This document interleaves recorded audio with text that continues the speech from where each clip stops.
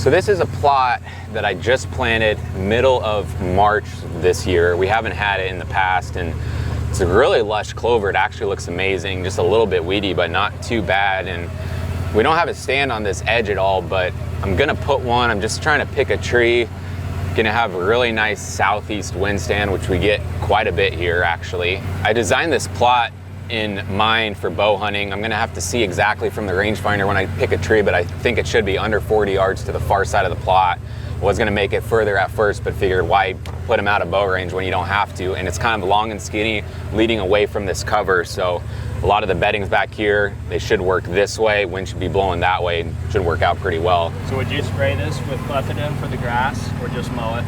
Well, I haven't been spraying much recently because we have a side-by-side sprayer and it drifts a lot. But if we're hopefully gonna get a tractor sprayer, if we get that, I'd definitely rather spray it because there's just a little bit of grass. There's like no broadleafs in it.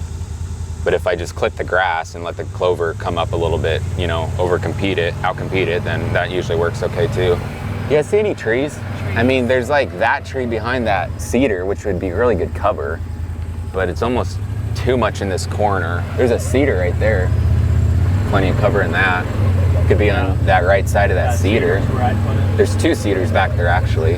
I'd put it on that cedar. I think that's our best one so far. Oh yeah, it's gonna be right in the wheelhouse. We've got a really good scrape right here that we had a camera on last year. There were a ton of bucks on it. We didn't even have a stand here or this plot or anything last year, but from this spot to where the tree is that we picked out, it's probably about 50 yards, which is gonna be a bit far, but they're gonna come from this wood lot over here, gonna be bedded back here, hopefully hit the scrape, and then just walk right along this edge out into this clover plot, and then possibly out into the ag field beyond that. And if they do that, they're gonna be right past the stand, so should be a really good spot. Oh, there's a cross fence right here. Yeah, that could help them not want to come this way as much. Let's get down in there. Safety first.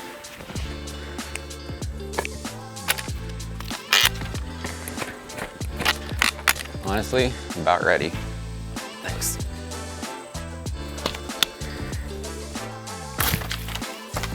Might actually bring that other one back up that I just cut for a little bit of cover. Oh yeah. Well, this is looking really good so far. This is gonna be a sweet spot. There should be amazing back cover because of all these cedars behind me. I'm in a cedar. There's a cedar right here. Looking good. Oh no! Micah. We'll get it. I might need some help if you wanna pick it up.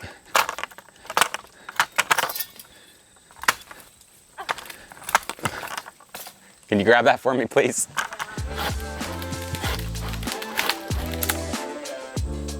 Behind this tree stand, there's just a little bit of a wood lot, and the deer really don't go into that very much. They hardly ever bed in there, not very many trails, so it's a good place to cast my wind. There's kind of a ditch back there, and allows me to slip in and then slip out through those trees and not disturb this plot. This spot looks super awesome. That scrape I was talking about is just right here behind all this brush. So if they're hitting that scrape and they're walking this way, I can draw back when they're behind this brush, and they'll walk right out here into the food plot right past me.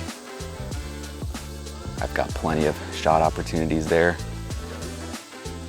and a ton of cover back behind me, so they shouldn't see me draw at all. It looks like a really killer spot, and I can shoot probably 3/4 of this food plot. Looks awesome. That's our tree right there. It looks awesome. I'm pumped to hunt this spot this fall. There was a buck in here 3 years ago that was always using this area right along this edge going out to the ag. Really nice wide buck. I don't think he's around anymore, but that just shows that the mature bucks are using this spot, and with this clover here, I think it's gonna attract him even more. I'm pumped for fall.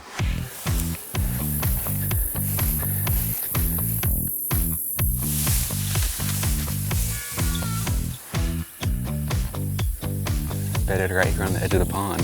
This pond is right on the edge of the timber and beans on the other side of this pond. So the deer really like to hammer this, especially this time of year. They're eating on these beans and they're bedding out here just like the one we just saw. Instead of deep in the timber. So I'm gonna find a spot to put this camera right around the pond. We've already seen 2 of them right by the pond midday today, and then we saw 2 that I think were bedded in the shade over here that just spooked out.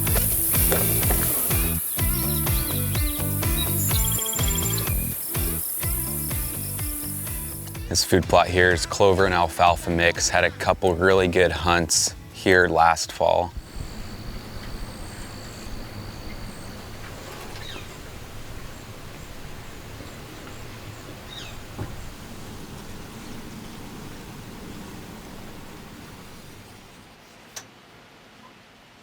We've got a clover and alfalfa plot just over here, and then a corn plot just over here.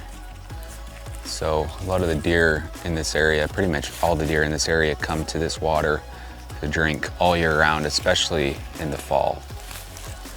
What I typically do when the camera's ready, I'll wrap the strap around the tree and then loop it back through itself and pull it tight. That way this tag end isn't flying around in front of the sensor and taking pictures, or it's not hanging down and coons aren't messing with it, pulling the camera down. We've got the cornfield right here, and then our alfalfa clover plot, different one over here. Good trail coming across this fence, so kind of an intersection. This is a cool spot right here. We're only about 50 yards off a bean field.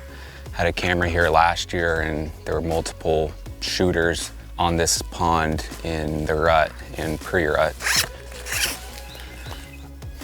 All right.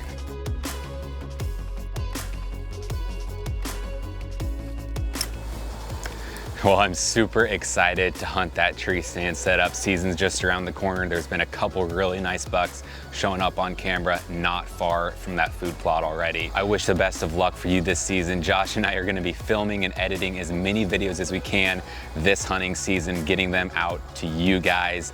And also, if you haven't seen it yet, on the YouTube mobile app, only on the mobile version, there's a community tab. This is a pretty new thing. You can actually post photos, post different things that you want onto our channel. It's very similar to social media like a lot of the other apps out there, but it's actually on the YouTube app on our channel. Just find the community tab. You can post success photos so we can see them and other people can see them, and just all share in the awesomeness of hunting. So definitely check that out. We would love to see your photos. Thank you guys for watching. We'll see you on the next one.